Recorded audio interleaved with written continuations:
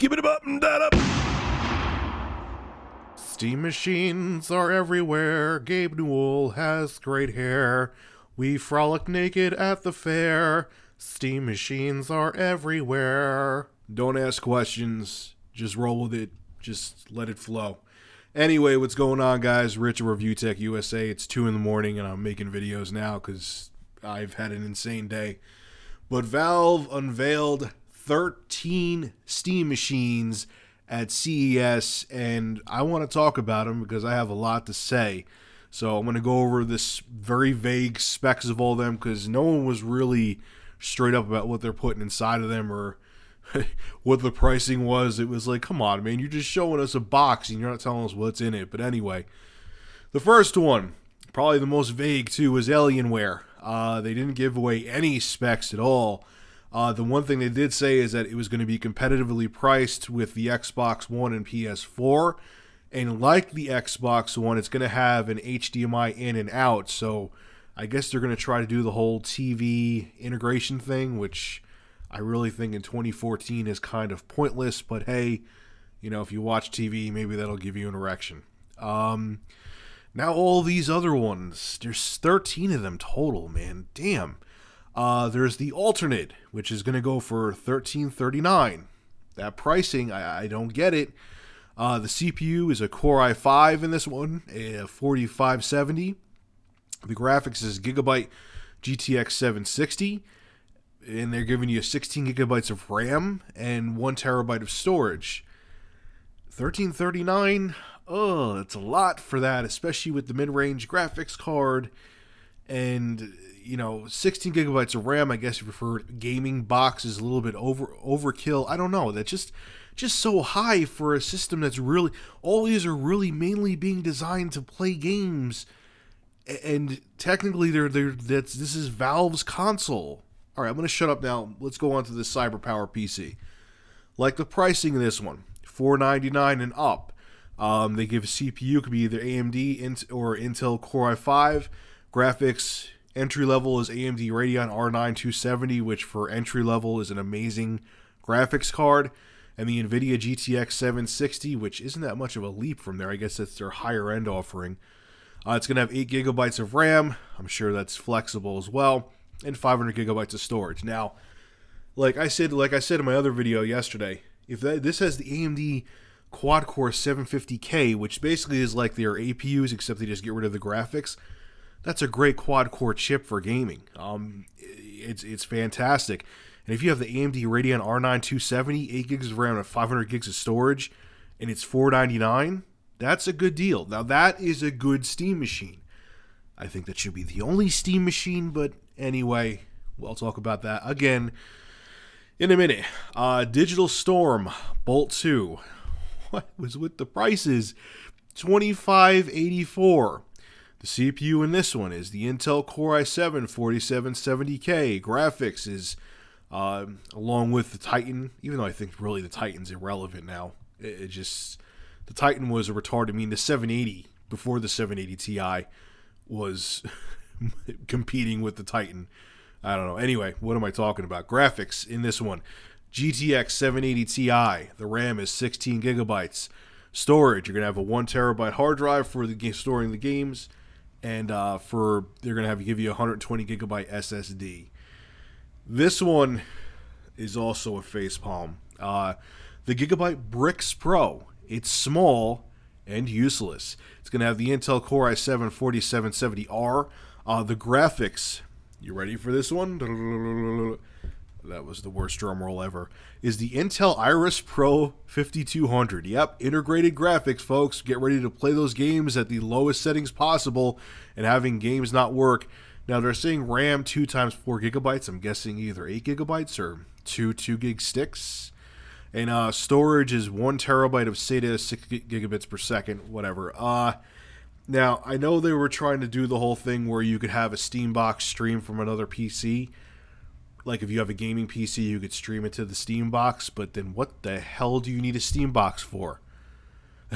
Like, really? Like, you're gonna, and then no offense, if you're gonna stream, wouldn't you want to get it? I mean, how much of this thing's like $700? Especially if you have an NVIDIA card, at least get the Shield. Why would you get this? Moving right along. The Falcon Northwest Tiki. It's a Falcon Northwest Tiki. Goes from $1,799 up to $6,000. CPU. Obviously, you're going to have probably 40 different options for the processor. Graphics. NVIDIA GeForce GTX Titan. Really? That's all your... whatever. Like I said, take this with a grain of salt. Maybe that is all they're offering. Every single one will have a Titan. But I highly doubt someone's going to get a graphics card with a Titan with like a Core i3 in there. RAM, 8 to 16 gigs. Storage, up to 6 terabytes. So if you want to, work with the NSA, you can bring your Falcon Northwest Tiki there and store data with them. Which, 6 terabytes? Oh, actually, I have 6 terabytes, but I do video. So maybe, whatever. Moving on. Man, I'm rambling. It's 2 in the morning. Forgive me, folks. iBuyPower. This one is the one I really have my eye on, because I think for this one and the CyberPower, I should say, because this for price for performance is pretty damn good. It's in the same range as the Xbox One and PS4, and you're getting a lot of performance. So anyway, the entry level CPU quad-core AMD or Intel, graphics Radeon GCM graphics, even though I just had an article yesterday that said there would be a AMD R9 270 in there, which either one is fine. RAM, 8 gigabytes, storage, 500 gigabytes plus. So obviously, again, they're letting you customize it. Moving on. Material.net. Never heard of this company before. They're going for close to $1,100 for their Steam box, even though it looks like a safe you would put your money in. The CPU, Intel Core i5 4440. Graphics, MSI GeForce GTX 760. RAM, 8 gigabytes, and storage, 8 gigabytes plus 1 terabyte solid-state hybrid drive. So basically, it's kind of what I have. It does solid-state hybrid drives. I own one. I could tell you they do actually speed up the hard drive a little bit. It's not as good as an SSD, but it does make a difference. But again, $1,100 for a mid-range gaming PC. Woo, whoopee, with an operating system that's just meant for gaming, so it's going to be limited. Okay. Origin PC, Kronos. Again, another brand I haven't heard of. CPU, Intel Core i7 4770K. Graphics, 6 gigabyte NVIDIA GeForce GTX Titans. Oh, for Christ's sake, really? RAM, it's up to you. Storage, it's up to you. So if you want 8 gigs, you want 16 gigs, you want 32 gigs, you want a quadrillion gigs, you could do that. If you want 12 terabytes in there, I'm sure they could find a way to do that for you too. The next SPA has a CPU of an Intel Core i5. Again, take this all with a grain of salt because this could all change the graphics. Again, the NVIDIA GT 760, RAM 8 gigabytes, storage a terabyte. Probably going to be overpriced. This one is overpriced. The Scan-NC10 is going for $1,100. Let's say I'm going to add $10 to that. CPU. Basically what they did is they took. I read more on this too, especially this one. It's a gaming laptop in a box that looks like the Wii U. Is what they did, and they got rid of the screen, and it just has the guts of a gaming laptop. It's really what with the Intel Core i3 4000M. Which is really anemic. The graphics, it's a good mobile graphics chip. I know because I have the Asus laptop, the NVIDIA GeForce GTX 765M. Could definitely play all the current games at pretty good settings. I know, like I said, I've personally used it. RAM 8 gigabytes, storage 500 gigabytes. They're asking $1,100 though. Hey, you know what? Scan whatever your actual brand name is for another $125. You could go out and buy my laptop and game on it and actually have a full-fledged laptop. You're overpriced as well. Moving on. The Webholland. Like the way it looks. I'm showing you the picture right now. So they have it in a, what case is it? Bitphoenix case right there. $14.99. Again, Intel Core i7 4771. Graphics in there, NVIDIA GTX 780. 16 gigabytes of RAM, 1 terabyte of storage. Again, if you're going to spend that much money, build a PC and you could do more with it, or I don't know. Anyway, Zotac. Looks like a router from 2006. $599 CPU, Intel Core, whatever the hell you want to be determined. NVIDIA GeForce GTX, whatever the hell you want to be determined. RAM to be determined, storage to be determined. But at least you see the plastic and the antennas. Okay, so I think if you followed me long enough, or even hell since yesterday, since I just talked about these yesterday, you know what I'm going to say. I think this is a mess. The whole thing with the Steam Machine and SteamOS is it was supposed to make PC gaming simpler, make it more like a console experience where you have one box, you put it in your living room, and you play games.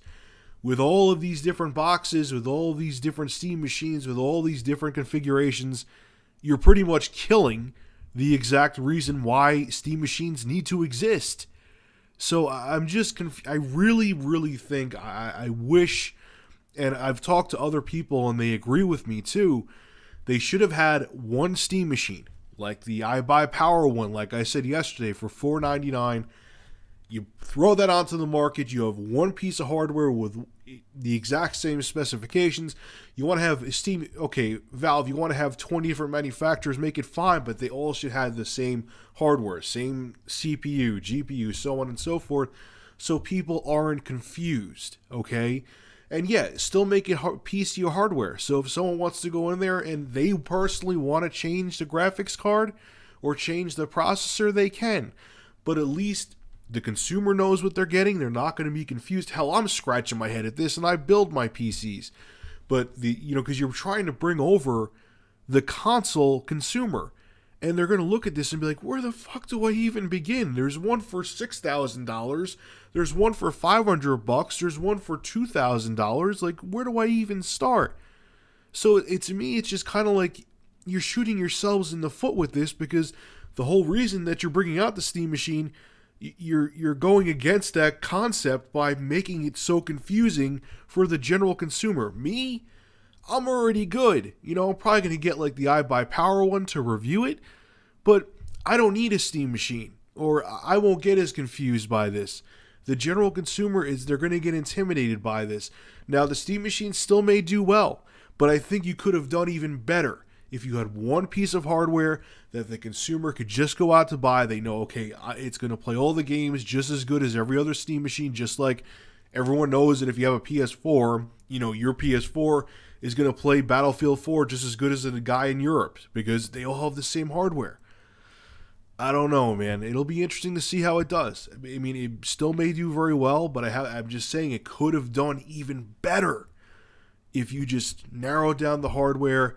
It would have been less confusing for the consumer, and developers, like I've said in my other video, I'll stop rambling after this. You could have had it be like a console, because you only had that one piece of hardware for $4.99, and developers would know, okay, they all have R9 270s in them, at least if it hasn't been tinkered with. They all have an AMD 750K CPU. Let's make this special, even though it's still a PC game, let's make this special Steam Machine setting that'll be optimized to work with the Steam Machine hardware, because all the Steam Machines are the same, but you didn't do that. And I feel like you just shot yourself in the foot. You're kind of like negating the whole reason to come out with Steam Machines. But anyway, I'll be interested to see how it does. I wish the Steam Machine concept well. I hope it sells tons of units. Anyway, folks, make sure to rate, comment, favorite, and subscribe. And as always, thank you for supporting Review Tech USA. Have a good one.